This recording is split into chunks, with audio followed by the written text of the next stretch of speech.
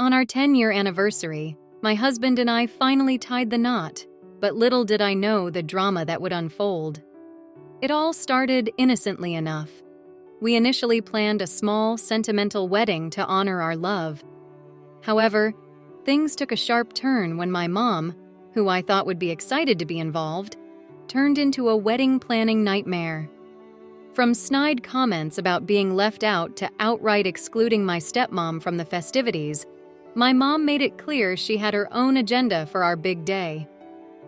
The tension escalated until I had to confront her, reminding her that my stepmom was also an important part of my life. The real chaos hit when my parents and stepmom came together for the first time in years at an engagement party. The weekend was a disaster from the start, with my mom causing scenes and making hurtful remarks. She even disappeared during the cake cutting, leaving everyone frantically searching for her. As the night wore on, my mom's antics only grew more bizarre, from crying in the bathroom to staging a tearful car display outside the venue. It felt like I was in the middle of a soap opera, with my mom stealing the spotlight at every turn. Despite the chaos, I tried to salvage the night by inviting her to dance with me, but even that ended in tears when she saw my dad and stepmom sharing a dance. The evening ended with her making a scene about a missing pan, capping off a wedding day that I never could have anticipated. The tension was palpable as the third day rolled in. My mother had isolated herself, and when she did surface, she was a storm cloud of anger and unhappiness. Skipping out on dinner, she demanded I make a mercy dash to retrieve some gum. Yes, gum. I know, it sounds absurd, but I found myself driving 10 minutes to my in-laws' house to deliver it, all to avoid giving her another gripe against me. It got so bad that we all decided to pack up and leave a day early because of her antics. After that debacle, I had a sinking feeling that my wedding was hurtling towards disaster if I didn't intervene. I sought guidance from my therapist and devised a strategic plan to deal with my mother. A week later, armed with a letter, I faced her to lay down the law. I made it clear that her recent behavior was unhealthy and unacceptable, and if she didn't seek help, she wouldn't be welcome at the wedding.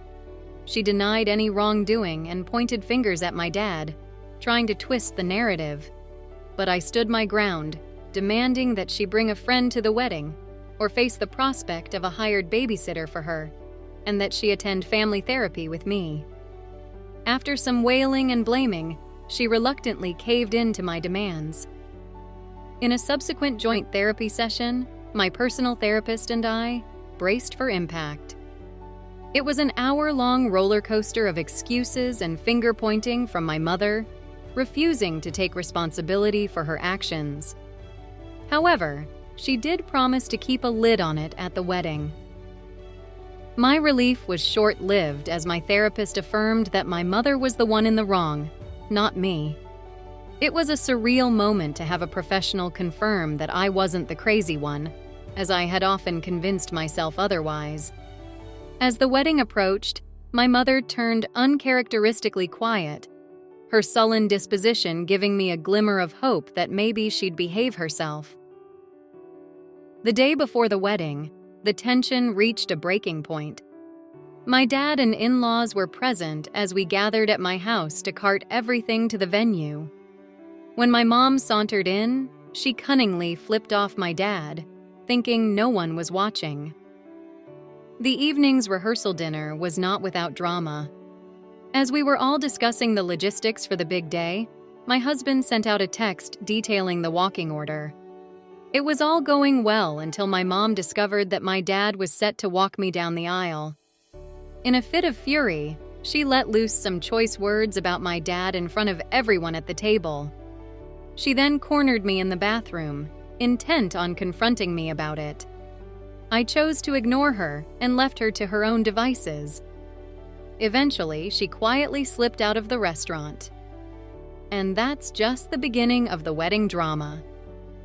That night, I stormed over to her place, ready to unleash a tornado of yelling and threats. But instead, all I could do was blubber like a baby and beg her to love me more than she hated them. I laid out all the things she had been doing and how much it hurt me. She tried to deny it, but I was there, with my own eyes as eyewitness evidence. I pleaded with her to set aside her feelings just for 4 measly hours. All I wanted was for her to prioritize me for a moment, and then she could go back to hating them. She cried, denied, and apologized, but I knew deep down that nothing would change. On the wedding day, I was in my own little love bubble with my soon-to-be husband. We spent the day giggling and arranging things, happy as clams. First look, family photos, everything was smooth sailing. Then, during a family shot, the photographer asked my stepmom to stand in a particular spot. And in a huff, my mom muttered, "She's not her stepmom," under her breath. That was it. I lost it. I went ballistic, screaming at her to cut the nonsense in front of everyone. It was like a sudden explosion of stress and exhaustion. She stayed silent for the rest of the photo shoot, hiding her tears behind her glasses. I felt awful for my outburst, but I couldn't endure it any longer. The wedding continued, though slightly tarnished. Our ceremony was beautiful, a perfect mix of laughter and tears. It felt intimate and just right for us.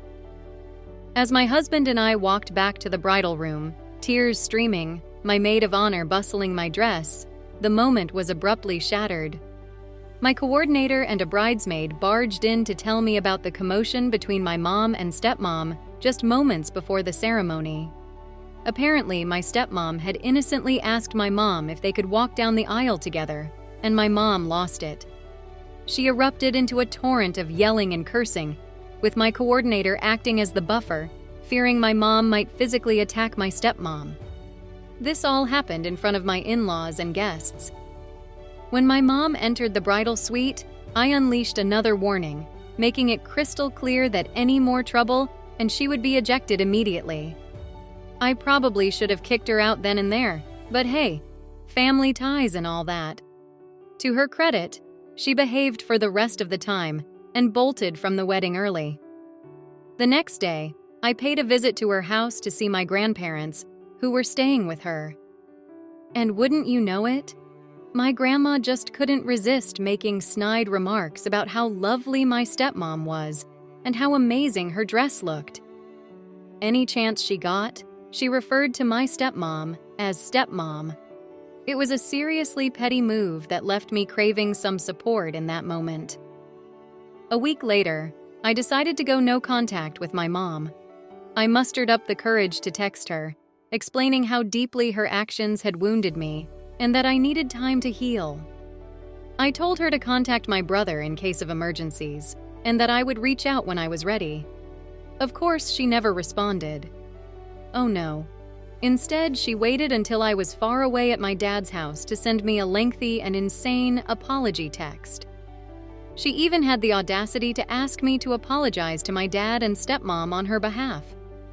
She blamed my dad for her behavior at the wedding, claiming she was in a bad place leading up to it. But now she's back to her old self. I didn't dignify that text with a response. So I took some time to reflect, had plenty of therapy sessions, and in the end, I realized I just couldn't cut my mom out of my life. She has hurt me deeply, time and time again. But there's a weird part of me that can't let go. I love my mom, and deep down, I wish we could have a normal relationship. But truth be told, she's mentally ill, traumatized, and stuck in a perpetual childhood phase. It's a reality I've come to accept, but our relationship will never be the same again. She used to be my hero, someone I looked up to and wanted to emulate. Now we're low contact and only speak when necessary. Little does she know, she robbed me of something that can never be replaced. My wedding will always carry the scars of her actions, and forgiveness is a distant dream.